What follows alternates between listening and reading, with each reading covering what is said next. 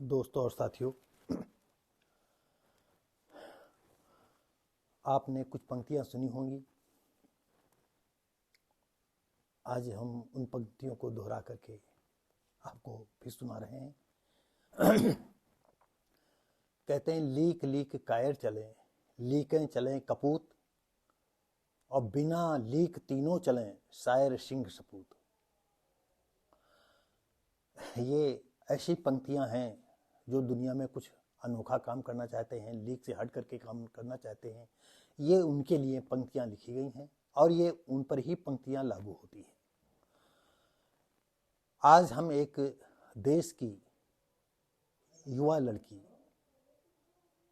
की कहानी बताने जा रहे हैं, जिन्होंने अपने बचपन के इरादों को किस तरह से फलीभूत किया।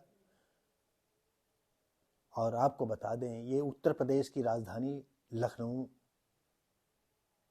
एक मुस्लिम परिवार की ये लड़की हैं। इनका नाम है फातिमा वसीम। और हम इनके माँ बाप, परिवार, रिश्ते नातेदारों को अपनी तरफ से दिल से धन्यवाद देना चाहेंगे कि इनके हौसलों के पंखों को उड़ने में जो उन्होंने, उनका परिवार, उनके माँ बाप ने, उनके भाई बहनों ने, सब पूरे परिवार उड़ने के जो सहयोग दिया है वो अतुलनीय है। लखनऊ में जन्मी, बचपन से पढ़ना चालू किया। जैसे मुस्लिम परिवारों में ज़्यादातर उर्दू को प्राथमिकता देते हैं, और फातिमा वसीम को भी उर्दू पढ़ाई गई, लेकिन इसके साथ ही उन्होंने यहाँ से दूर एकदम कश्मीरी भाषा भी उनको आती है, अंग्रेजी तो स्वाभाविक है।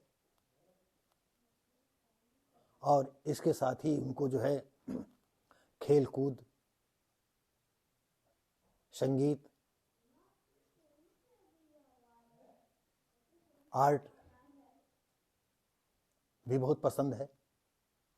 और इसी किंग जॉर्ज मेडिकल कॉलेज में उन्होंने डॉक्टरी पढ़ी। मेडिकल के पढ़ने के बाद army medical corps AMC captain के रूप में नियुक्ति लेह लद्दाख में 153 जनरल अस्पताल में हुई।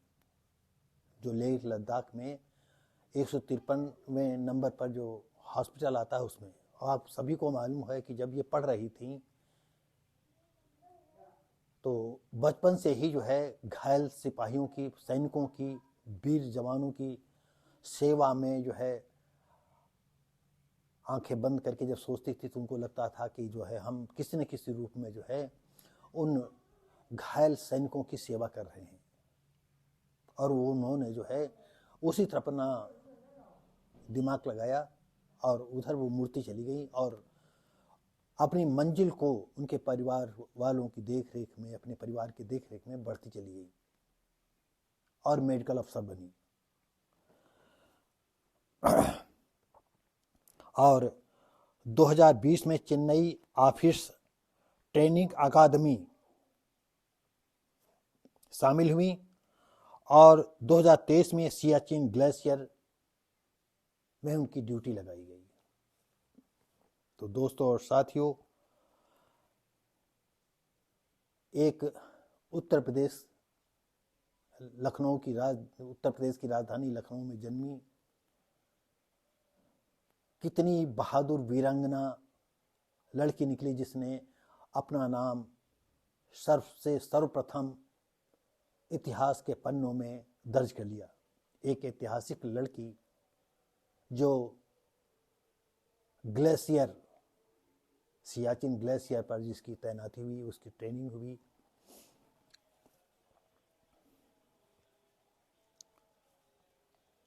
और दोस्तों साथियों, उनमें एक और खूबी है कि वो कहीं भी अगर जाती हैं तो स्थानीय खाने को बहुत प्राथमिकता देती हैं। जहाँ भी जाती हैं तो हर खाने का स्वाद लेती हैं, सकती हैं, और अपने दिलेरी के लिए वो जानी जाती हैं।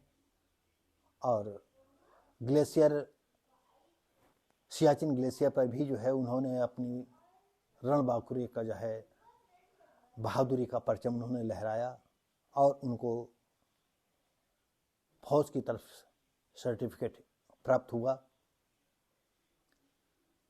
देश की हमारे पहली युवा लड़की, हमारी पहली कैप्टन वसीम जी जो है उनकी नियुक्ति हुई। फातिमा वसीम कितनी दिलेर हैं, इसी से आप पता, बस इतने ही नाम से पता कर लीजिएगा कि जहाँ पर सियाचिन ग्लेशियर पर कोई आदमी जाना नहीं चाहता है, सपने में भी नहीं जाना चाहेगा, वहाँ पर वो ड्यूटी निभाई और वहाँ ट्रेनिंग भी की। तो दोस्तों और साथियों,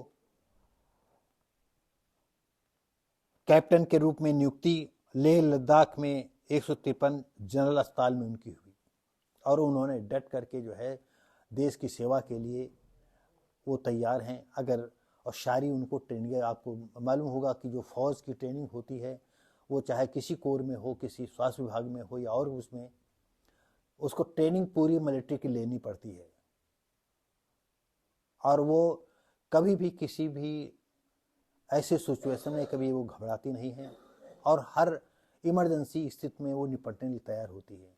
अगर उनको अचानक जो है हाथों में राइफल थामनी पड़े तो राइफल थामेंगी और बहादुरी से जो है दुश्मन का सामना करेंगी। ऐसी वीर साहसी लड़की के लिए पूरे देश की जनता जो है उनका नाम सुन करके गर्व से फूला नहीं समा रहा है और उन्होंने जो है हिंदुस्तान की युवा लड़की के रूप में अपना पहला नाम दर्ज कराया, जो सियाचिन ग्लेशियर पर तैनात हुई और बड़े ही बखूबी के साथ अपने पद की गरिमा को बनाए हुए देश की सीमाओं पर डटी हुई हैं। और आप सभी को मालूम होगा कि देश की सीमाएं हमारी कितनी खतरनाक पोजीशन में है। चाइना हमारा जो है आज से नहीं, सन 62 से ही युद्ध के लिए जो है प्रेरित है। वो चाहता है कि हम हिंदुस्तान के कितने टुकड़े कर दें। अरुणाचल पर भी उसकी निगाह लगी, लद्दाख क्षेत्र में भी उसकी निगाह लगी हुई है। लेकिन आज सिचुएशन अब बदल गई। हमारा देश मोदी के नेतृत्व में बहुत ही प्रगतिशील करके आगे बढ़ रहा है और कुछ ऐसी भी बातें हैं जो देश में 75 सालों में नहीं हुई और इस देश की लिए जो है मोदी के शासन में जो है वो सारी वर्जनाएं टूट रही हैं, पुराने कानून टूट रहे हैं और आतंकवादियों के हौसले पस्त हो रहे हैं और जो भोली भाली लड़कियों के साथ रेप बलात्कार करते थे, मॉब लिंचिंग वगैरह स्थितियों में जो है अब फांसी की सजा होगी। देश के हमारा कुछ ऐसे समाज के तबके के लोग थे जो देश के कानून को खिलवाड़ समझते थे। वो सोचते थे ये कानून हमारे लिए, हम इससे हमारे लिए कानून खिलौना है। तो हमारे देश की ये प्रेरणा स्रोत वो फातिमा वसीम दूसरी लड़कियों के लिए जो है प्रेरणा स्रोत बन गई हैं और देश के जिस भी कोने में जाएंगी, जिस जहां भी जाएंगी, लड़कियां उनके कदमों को देख करके उनके कदम से कदम मिलाने का प्रयास करेंगी और उनके जैसा बनने का प्रयास करेंगी और देश की सेवा के लिए हर वक्त हमारे देश की लड़कियां अग्रसर रहेंगी। तो दोस्तों और साथियों, हम आज फातिमा वसीम के विषय में जो है अपने कहे हुए शब्दों को फिर दोहराना चाहते हैं कि मैं चाहता हूं हमारे देश की हर कोने कोने से ऐसी लड़कियां आए जो देश के दुश्मनों को दांत खट्टे करके उनके दांतों को तोड़ सके, उनके नाखूनी पंजों को तोड़ सके।